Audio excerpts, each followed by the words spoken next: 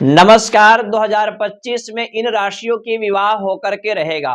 मित्रों, 12 राशियों में से चर्चा करने वाले हैं ऐसे 7 राशि जिनकी यहाँ पर 2025 में विवाह का प्रबल योग बन रहा है। राशि के अनुसार वे कौन कौन से राशियां हैं, किस प्रकार से इनका प्रबल योग बन रहा है, उन स्वच्छ विषयों पर चर्चा करेंगे। विवाह जब हमारे उम्र हो जाते हैं, लड़का हो या लड़की, कवारे हैं, शादी की उम्र होती है, तो माता पिता या परिवार के लोग रिश्ता ढूंढने लगते हैं शादी के लिए।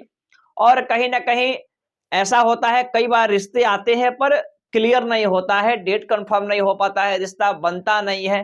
कौन से ग्रहों की वजह से होती है, और विवाह के बारे में सूक्ष्मताओं से चर्चा करने वाले हैं। इस कार्यक्रम को आप देख रहे होंगे यूट्यूब चैनल रुद्र शक्ति ज्योतिष, फेसबुक पेज विश्वनाथ ज्योतिष केंद्र पर।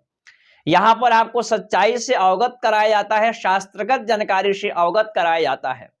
यहाँ पर चर्चा करने वाले हैं विवाह योग 2025 में ऐसे 7 राशियों के बारे में चर्चा करने वाले हैं।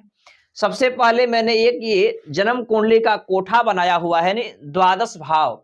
आपके पत्रिका में द्वादश भाव होता है, 1 2 3 4 5 6 7 8 9 10 11 12।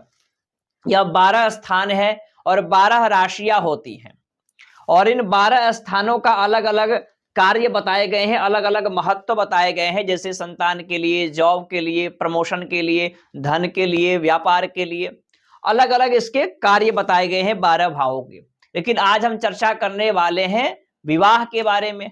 तो यहाँ पर ये आपके 12 भावों में से जो ये नंबर है 7 नंबर, और ये 7वां स्थान है, ये होता है विवाह का घर। यहां से हम विवाह के लिए विचार करते हैं। तो सबसे पहले मैं प्रत्येक वीडियो में बोलता हूं कि ये राशि के अनुसार कार्यक्रमें होती हैं। इसके अतिरिक्त आपके कुंडली में ग्रहों की उपस्थिति अच्छा होना जरूरी है। तो सबसे पहला जो राशि बन रही है वे राशि है 1 नंबर की मेष राशि। अब मेष राशि के विवाह के योग क्यों बन रहे हैं? तो यहाँ पर 1 2 3 देव गुरु बृहस्पति मई के महीने में आपके तीसरे स्थान में आएंगे, और 1 2 3 4 5 पंचम दृष्टि से यहाँ पर आपके विवाह के घर को देखेंगे। तो यहाँ पर विवाह का प्रबल योग लगेगा मेष राशि वालों के लिए। कब से? मई से लेकर के दिसंबर के पहले पहले यहाँ पर विवाह का प्रबल योग बन रहा है। अब दूसरी राशि के बारे में चर्चा कर लेते हैं। तो दूसरी राशि है मिथुन राशि, यानी तीसरी नंबर की राशि मिथुन राशि। मिथुन राशि इसलिए क्योंकि मिथुन राशि में ही देवगुरु का गोचर होगा मई के महीने में, और यहाँ बैठ करके ये सप्तम स्थान से देखेंगे, यहाँ बैठ करके सप्तम दृष्टि से सप्तम स्थान को देखेंगे, पंचम दृष्टि से पंचम स्थान को, नवम दृष्टि से नवम स्थान को।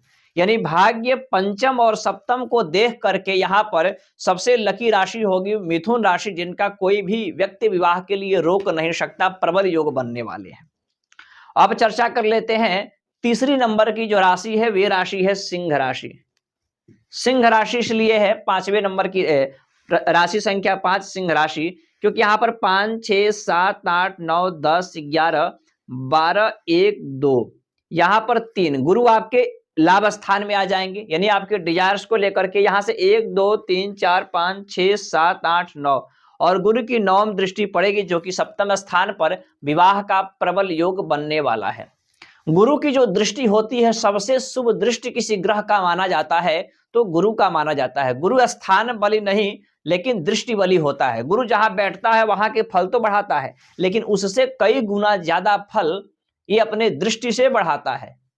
तो यहाँ पर सप्तम स्थान पर नवम दृष्टि अति शुभकारी होता है, तो विवाह का प्रबल योग लगाएंगे। चौथे नंबर की राशि है वे राशि है राशि संख्या 6, यानी कि कन्या राशि।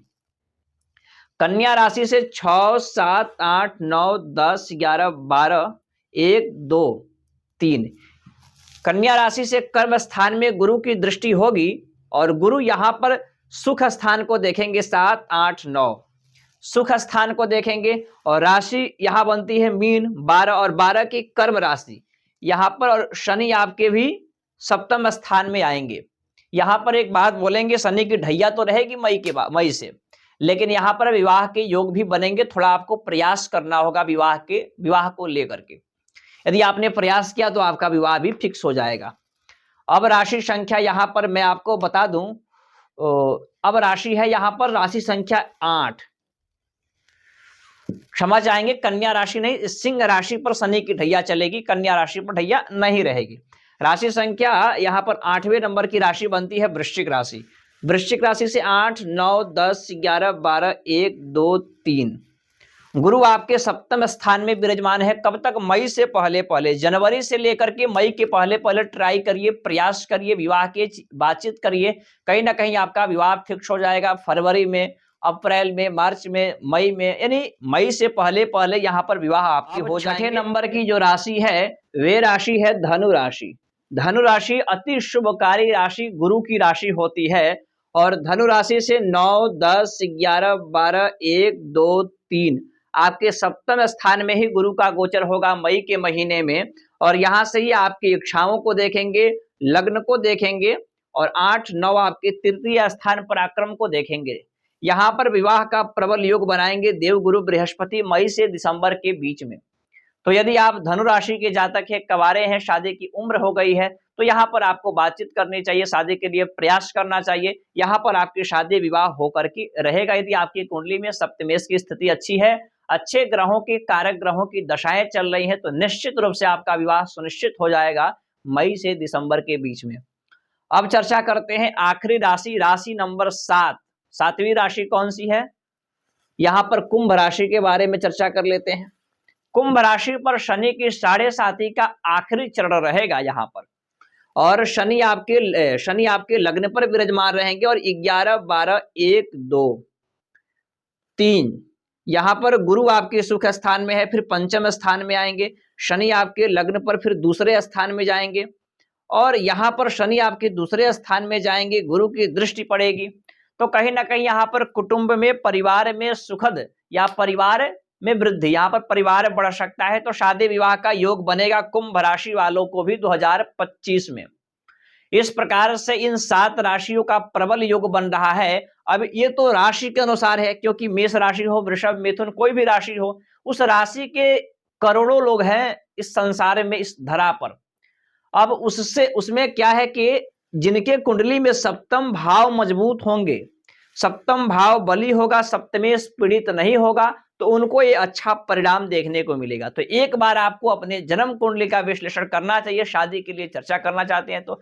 बाकी आपको मैं कुछ उपाय भी बताता हूं विवाह के लिए। यहां पर जो कन्याएं इस कार्यक्रम को देख रही हैं, उनको गुरुवार के दिन जल में हल्दी डाल करके स्नान करना चाहिए, पीला रंग का वस्त्र पहनना चाहिए, हल्दी का चंदन लगाना चाहिए। और जो इस पुरुष इस कार्यक्रम को देख रहे हैं, तो शुक्रवार के दिन सफेद रंग का प्रयोग करें, इत्र लगाएं। और आपको शुक्रवार के दिन सफेद चीजों का दान करना चाहिए, विवाह आपके नहीं हो पा रहे हैं तो। बाकी जन्म कुंडली का विश्लेषण अवश्य कराएं। तो आप यदि चाहते हैं मेरे द्वारा अपने जन्म कुंडली का विश्लेषण कराना, तो आप इन नंबरों पर कॉल करके, कार्यालय की कुछ सेवाएं रखी गई हैं, निःशुल्क सेवा नहीं है, उनको अर्पण करके आप मुझसे बात कर सकते हैं। बाकी धन्यवाद, नमस्कार।